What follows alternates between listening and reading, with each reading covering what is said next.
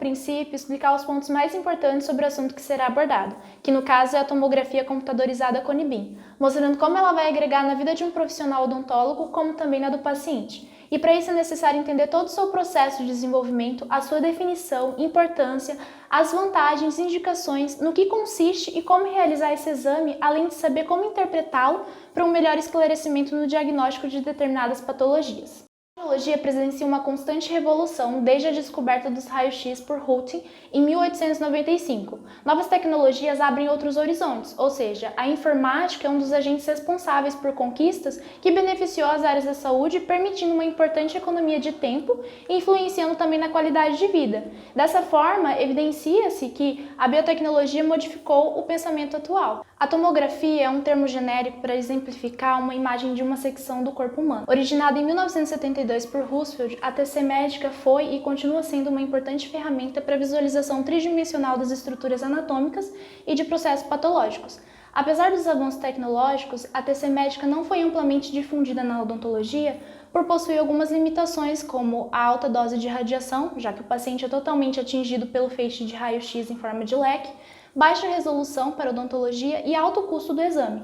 Por essa razão, a TC Cone-Beam de feixe cônico foi desenvolvida para trazer o oposto dessas limitações, com distinção de estruturas delicadas como esmalte, dentina, cavidade pulpar e cortical alveolar.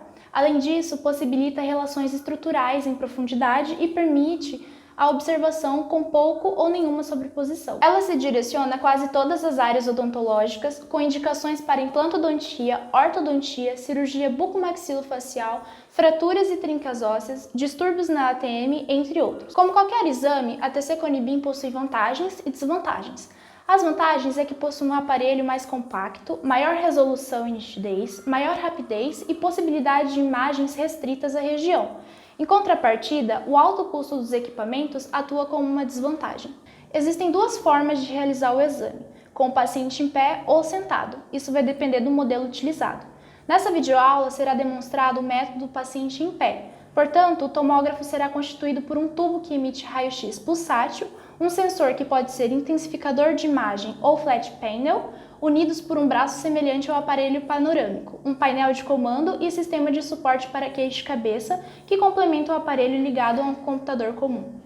Para a realização do exame, o paciente é conduzido à sala de raio-x. Assim, o operador verifica se o mesmo está em período gestacional ou porta algum objeto metálico. Posteriormente, é colocado o colete plumbífero para sua proteção e, em seguida, uma espuma na cavidade bucal, com a finalidade de evitar a atrição entre os dentes. Dessa forma, é posicionado o queixo e a cabeça do paciente no sistema de suporte, para não acontecer a movimentação inesperada devido à sensibilidade e do sistema Cone-Beam. Verificado o correto posicionamento do paciente, o operador pode dar o comando de acordo com o tamanho da área selecionada.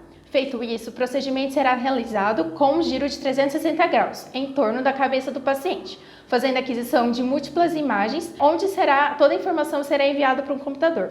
O tempo de execução varia de 8 a 40 segundos e o tempo de exposição vai de 6 a 7 segundos. Antes de dispensar o paciente, é necessário que o operador verifique a imagem e se essa está nos padrões estabelecidos.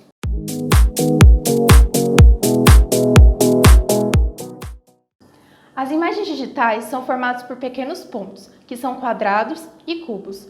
Os pequenos quadrados com medidas laterais são idênticas, são chamados de pixels, e os cubos são chamados de voxels. Os voxels aumentam a capacidade de reproduzir detalhes de tecidos duros com maior clareza. Quanto menor o tamanho dos voxels, mais nítida tende a ser a imagem. O cirurgião dentista radiologista deve estar cientificamente muito bem preparado para analisar os exames tomográficos e interpretar as imagens dos três planos: axial, que compreende a região superior-inferior, o plano sagital, que é lateral, e coronal, que é antero-posterior. Diferentemente das radiografias convencionais, aqui as áreas mais claras são denominadas de hiperdensas e as mais escuras de hipodensas.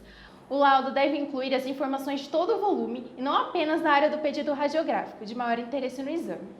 Conclui-se, então, que através dos novos conhecimentos gerados pela imagem tridimensional da região de cabeça e pescoço, vislumbra-se que a tomografia Cone-Beam melhora o diagnóstico e, consequentemente, nos prognósticos de determinadas patologias, já que esse avanço possibilita que o profissional visualize o problema em todos os ângulos. Por mais que isso seja um aspecto vantajoso e positivo, é necessário ter em mente que o profissional será exclusivamente responsável pela decisão final do tratamento.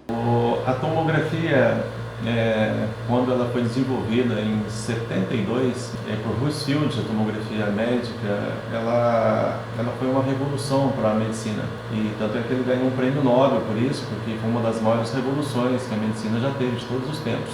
Mas infelizmente essa tomografia, a médica, ela não conseguiu ser amplamente utilizada em odontologia. Ela não era um exame específico para a nossa área. A gente não conseguia, nesse exame, fazer separação dos tecidos dentários, como esmalte, dentina.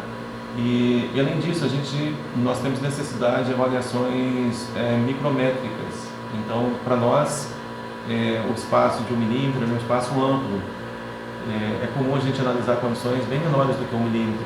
Então, esse exame, infelizmente, ele não era um exame adequado para o nosso fim. E aí, com o desenvolvimento, cerca de 15 anos atrás, da tomografia Cone-Beam, isso trouxe um resultado bem diferente. Ela foi um exame desenvolvido sob medida para a odontologia, e nós conseguimos, a partir de então, dados que a odontologia necessitava e não tinha acesso, que são as partes internas do dente, em forma de cortes, e que a gente pudesse então ter avaliações estruturais, e através disso isso trouxe um conhecimento sem paralelos na odontologia, um conhecimento anatômico, um conhecimento de condições que a gente não tinha acesso anteriormente, e se quando tinha acesso era um acesso através de exames invasivos. Então esse exame ele proporcionou provavelmente uma das maiores revoluções que já existiu e está existindo na odontologia. E por sorte é um exame de diagnóstico, porque para ter um bom tratamento há necessidade de ter um bom diagnóstico.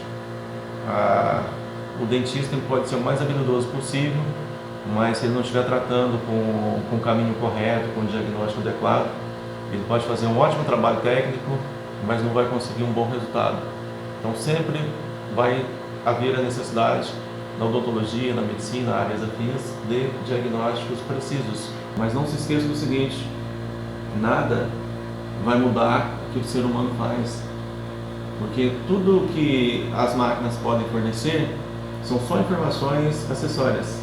Quem toma as decisões somos nós, humanos. E essa decisão não é só do que o tratamento vai ser bem feito ou não. Será que realmente tem necessidade de fazer isso?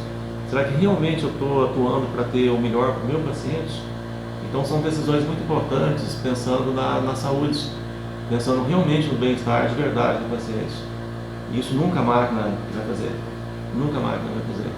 Ou seja, é um excelente exame, mas apenas um exame acessório. As decisões são nossas.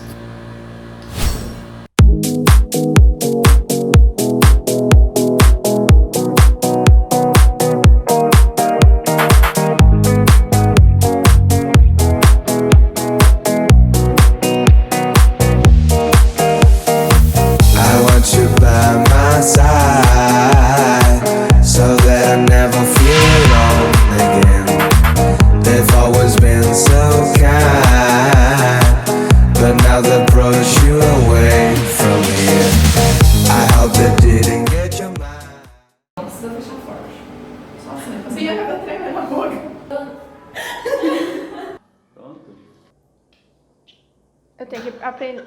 Pegou? Para de graça. Muito bem preparado. Aí, agora ficou cocô. É por não fiz isso. Paciente Bianca. Foi. Ficou muito legal. O cirurgião dentista radiologista deve estar... O cirurgião. Você tem?